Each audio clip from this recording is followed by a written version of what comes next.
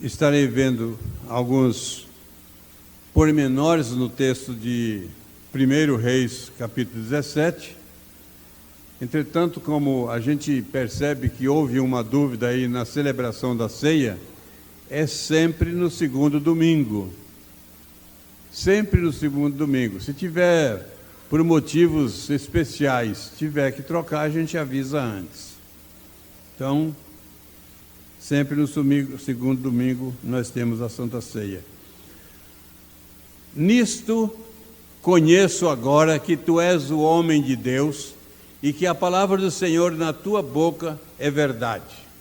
Que maravilha, que declaração maravilhosa. Essa declaração da viúva que foi alimentada e que alimentou o profeta Elias. Ela, depois de um certo tempo de circunstâncias negativas na vida, ela tem o filho que morre e o profeta Elias ora e o filho ressuscita. E ela faz essa grande declaração: nisto conheço agora que tu és o homem de Deus e que a palavra do Senhor na tua boca é verdade. Essa deve ser a nossa vivência, com a palavra de Deus na nossa boca e as pessoas olhando e falando assim: é verdade. Então eu vejo alguns pormenores em 1 Reis 17 e 18. Não lerei os dois capítulos, mas analisaremos alguns versículos. E nesses dois capítulos a gente encontra aí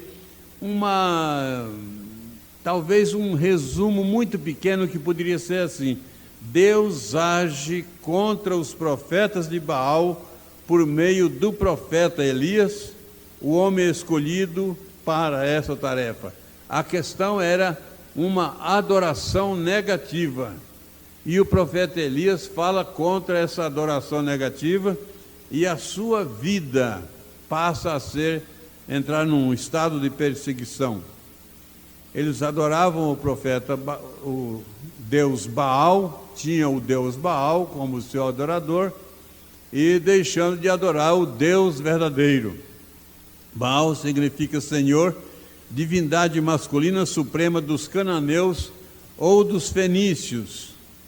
Elias significa meu Deus é Javé, ou seja, meu Deus é Deus. O grande profeta do rei Acabe. Acabe, irmão do pai. Acabe significa irmão do pai.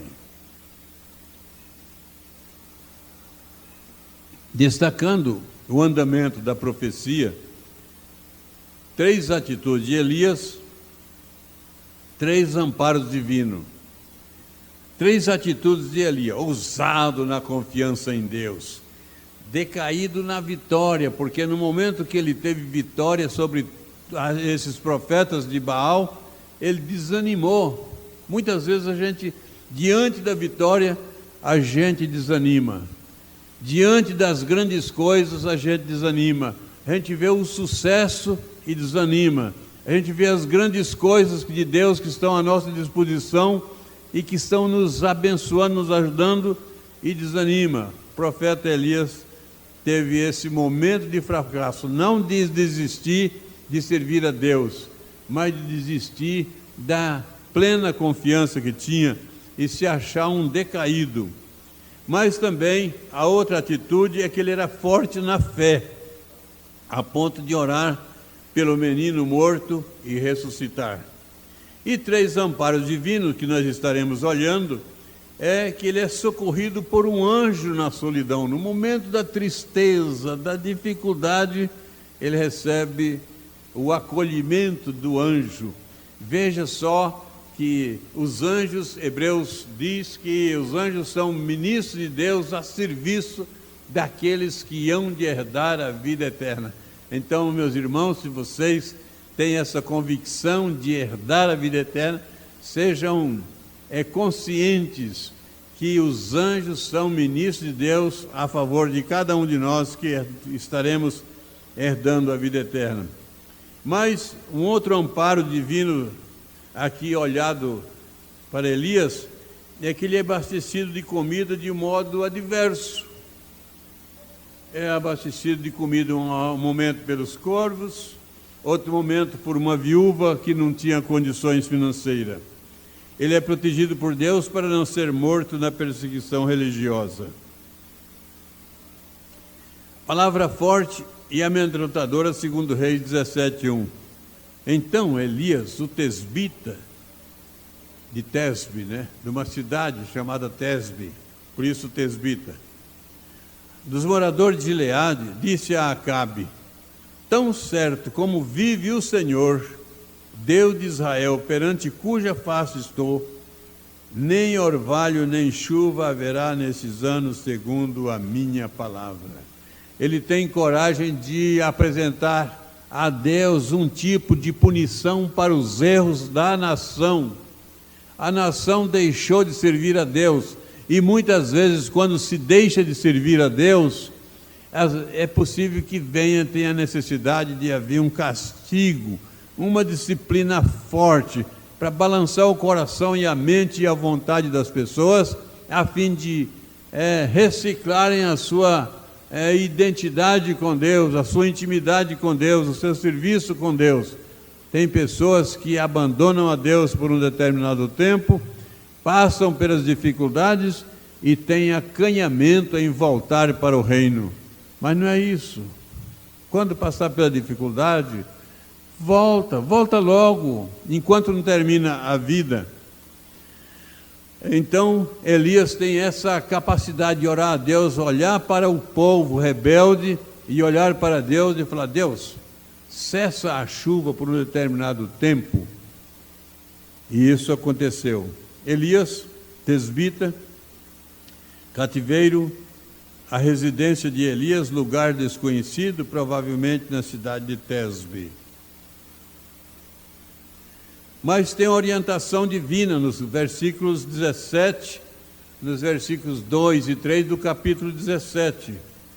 Veio-lhe a palavra do Senhor dizendo: retira-te daqui, vai para o lado oriental e esconde-te junto à torrente de Querite, fronteira com o Jordão. Querite, cortante, ribeiro, junto ao qual Elias ficou escondido durante uma seca, ao leste do Jordão.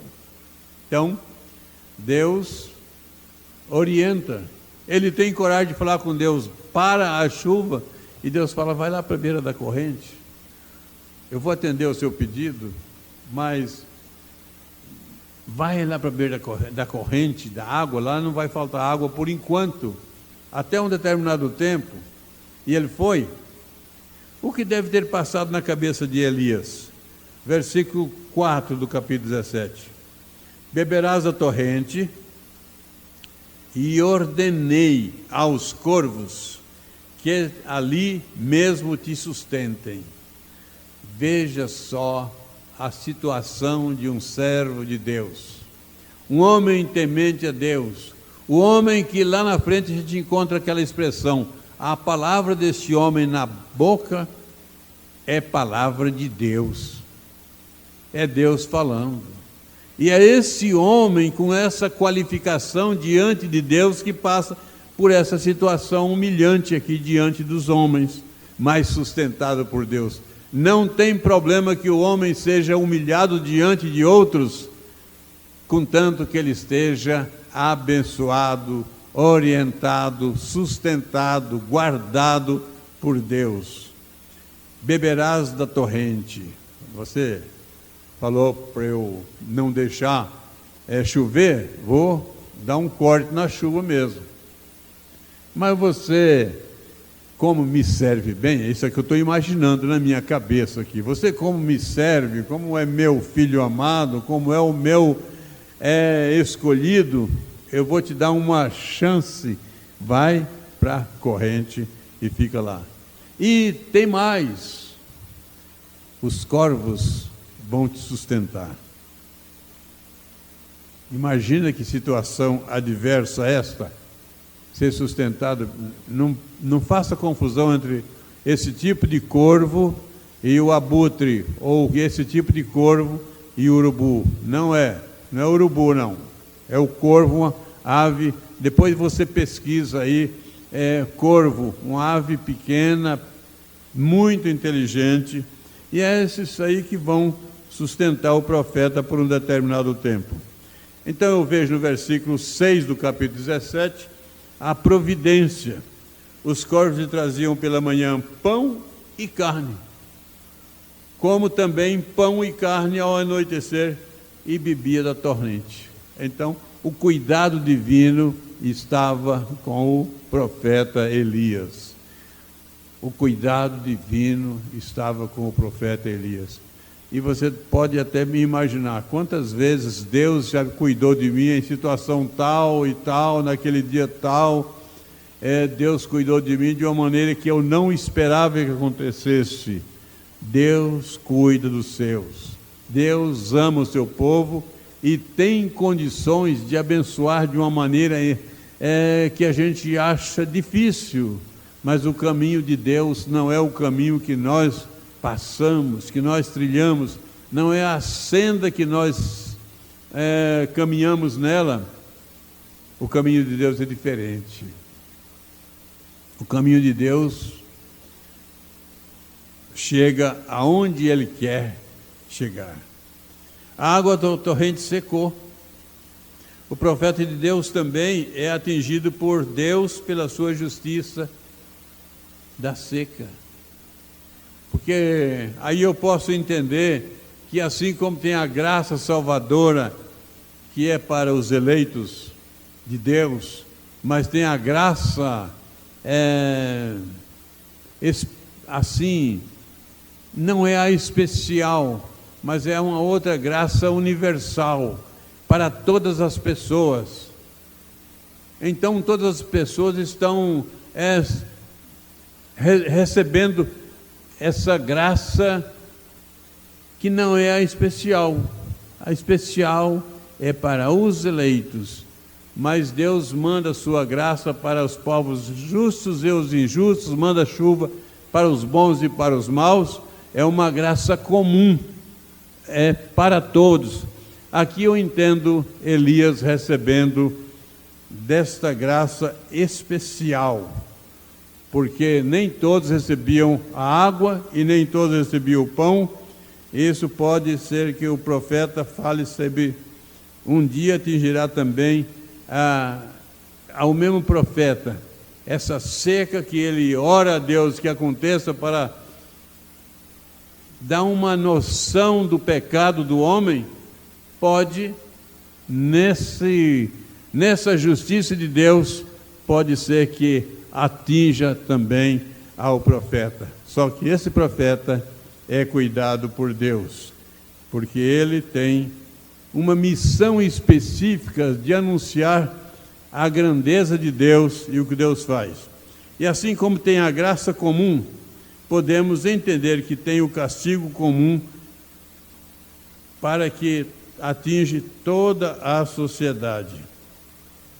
Mas tem uma segunda orientação divina na sobrevivência de Elias. 1 Reis 17, 8 e 9.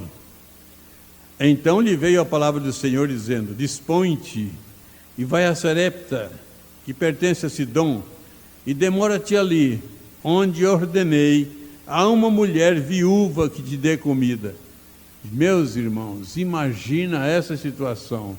De repente, você é vitorioso lá numa guerra contra os adoradores de Baal, e você sai corrido por causa da religião, é perseguido por causa da religião que serve a Deus, e Deus fala assim: vai lá para a beira daquele rio, lá tem água e tem alimentação levada pelos corvos. Mas secou a água. Deus agora mostra uma outra saída, porque para o servo de Deus sempre há uma saída benéfica. Mas veja só que Elias devia ser um homem trabalhador, acostumado a ganhar o seu sustento, acostumado a oferecer alimentação a outros. Eu quero imaginar isso, não está no texto, Mas eu quero imaginar um homem trabalhador, mas agora está numa situação de esconderijo, dependente da graça divina. Nós cantamos logo no começo do culto: eu creio, Senhor, na divina promessa. Então nós cantamos: eu creio nas divinas promessas, eu creio naquilo que Deus pode fazer. Quando a situação se dificulta muito para o servo de Deus, Deus dá uma saída.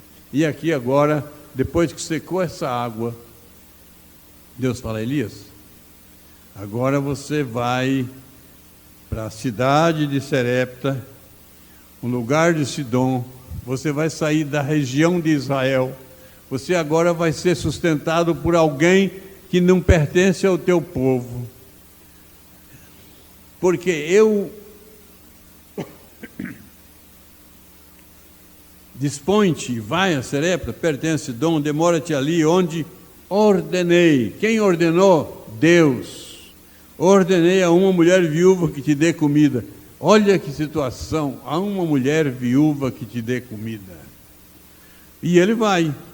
Vamos continuar na observação do texto, 1 Reis 17, 10 a 12, e aí vamos encontrar os dramas de Elias, que eu penso sobre Elias. Eu penso que ele, um homem de bem, um homem não acostumado a pedir esmola, não acostumado a viver às custas de outros, agora tem que viver às custas dos corvos e às custas de uma viúva.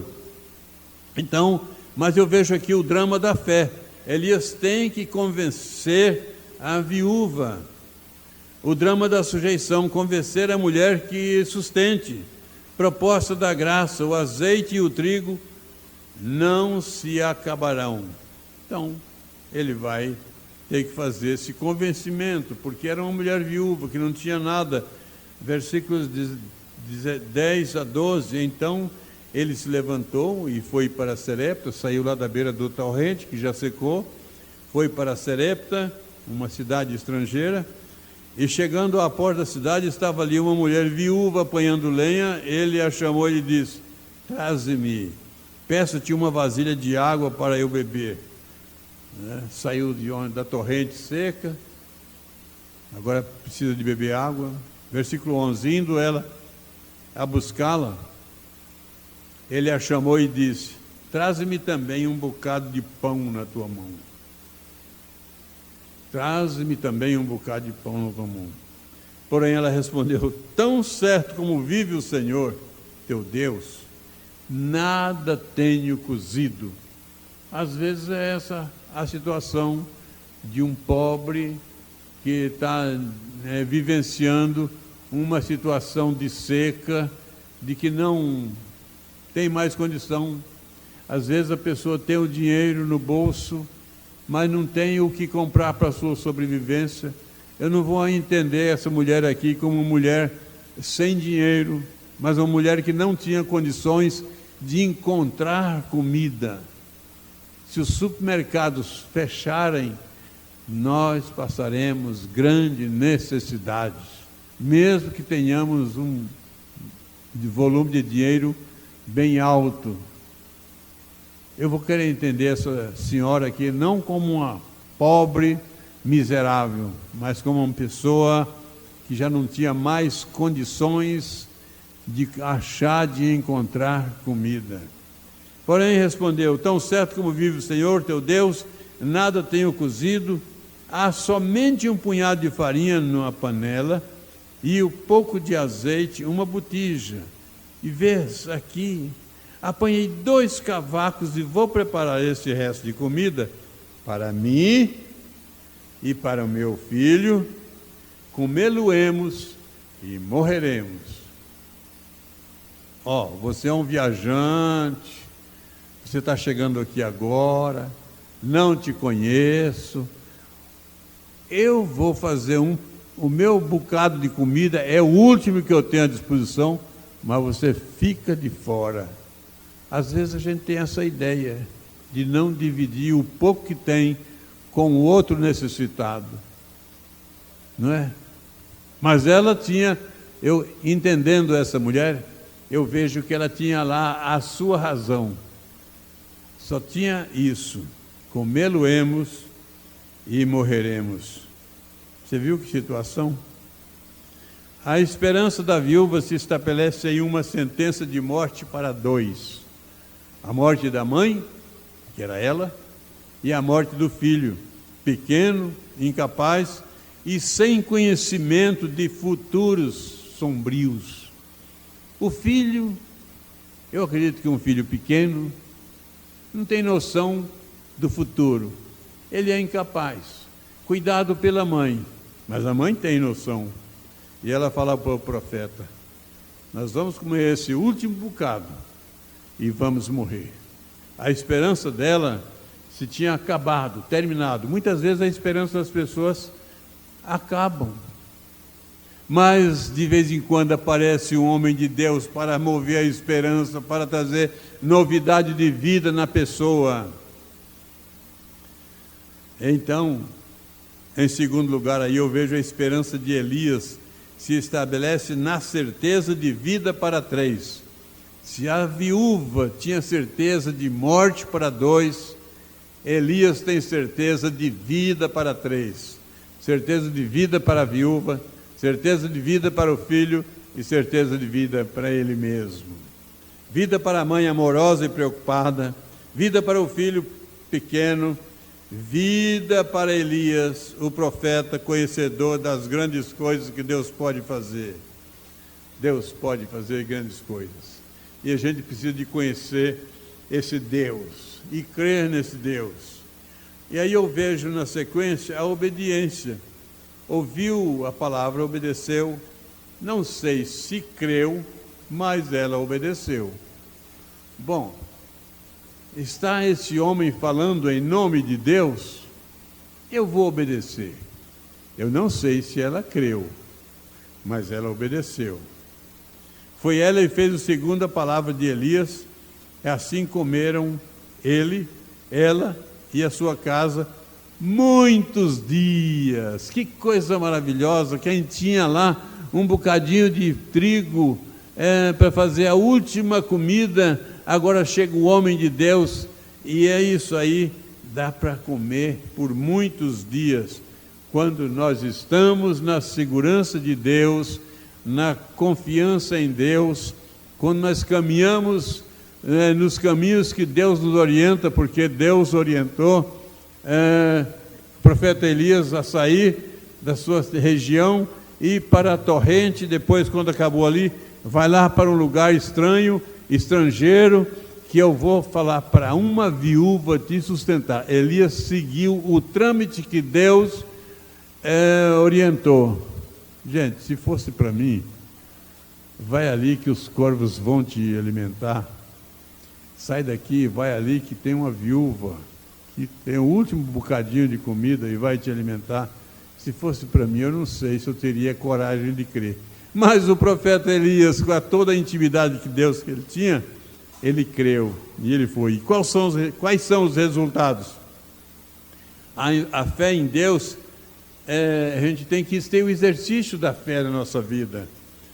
A obediência, a palavra profética, a gente precisa obedecer. E o resultado é a boa sobrevivência. 1 Reis 17, 16, tem aí o resultado maravilhoso. Da panela a farinha não se acabou, da botija o azeite não faltou, segundo a palavra do Senhor, por intermédio do profeta Elias. Eu creio. Você crê? Que a vida, quando a gente está com a vida nas mãos de Deus, a gente tem sustento suficiente. Destaques que fizemos sobre o profeta Elias e os resultados da fé, eu vejo 3 atitudes de Elias. Ousado na confiança em Deus. Às vezes a gente confia em Deus, mas nem sempre confia plenamente. Às vezes a gente não entrega a vida em favor do serviço de Deus. Em determinada região, conta-se que em determinada região de perseguição muito grande, os soldados chegaram num lugar, numa igreja, e falaram: quem é fiel a Deus fica na direita, quem não é fiel fica na esquerda. Bom, agora, já que eu sei quem são os fiéis e quem são os infiéis podem sair. E saíram os infiéis, e esse soldado falou assim: olha, nós somos servos de Deus, e mais queremos servir com quem é fiel, e nós queremos servir com vocês. Vocês são fiéis, colocaram a vida à disposição da morte, então nós, como servos de Deus, também queremos servir, e nós estávamos procurando gente fiel a Deus. Elias demonstra a sua fidelidade a Deus, e aqui há um momento de confiança. Ele é forte na fé e pronto de orar com o menino. 3 amparos divinos: socorro por um anjo na solidão, abastecido de comida no modo adverso, protegido por Deus para não ser morto pela perseguição religiosa. 1 Reis 17, 18 a 24, o drama da morte. A oração de Elias, a felicidade da ressurreição. Porque aquela mulher teve o filho, está muito bem, tem alimentação para o filho, nessa crise, tem alimentar o profeta, mas em determinado momento o menino morre. E ela agora passa a reclamar. Toda aquela sobrevivência que ela teve, tudo aquilo que Deus fez, não está mais em pauta. Já não está mais sendo avaliado como uma questão benéfica. E ela fala: que fiz eu, ó homem de Deus? Vieste a mim para trazeres à memória a minha iniquidade e matares o meu filho? E ele disse: dá-me o teu filho. Tomou dos braços dela e o levou para cima, ao quarto, onde ele mesmo se hospedava, e deitou na cama. E então clamou ao Senhor e disse: ó Senhor, meu Deus, também até esta viúva, com quem me hospedo, afligistes matando o seu filho? E estendendo-se 3 vezes sobre o menino, clamou ao Senhor e disse: ó Senhor meu Deus, rogo-te que faças a alma deste menino tornar a entrar nele. Ele faz uma oração corajosa, confiante: Deus, faça a alma desse menino tornar a ele. Versículo 22, o Senhor atendeu à voz de Elias, e a alma do menino tornou a entrar nele e reviveu. Elias tomou o menino e o trouxe do quarto à casa e deu à sua mãe e disse: vê, teu filho vive. E então a mulher disse: nisto conheço agora que tu és o homem de Deus, e que a palavra do Senhor na tua boca é verdade. Deus protegeu Elias. Deus protege a cada um de nós. Deus deu fé para Elias. Deus quer que nós tenhamos fé nele. Elias foi reconhecido como homem de Deus. Qual o nosso reconhecimento quando andamos por aí? Vamos repetir o testemunho dessa viúva. Nisto conheço agora. Tu és o homem de Deus, e que a palavra do Senhor na tua boca é verdade. Que nós, ao andarmos por aí, que as nossas palavras sejam vistas como verdade, vistas como benéfica.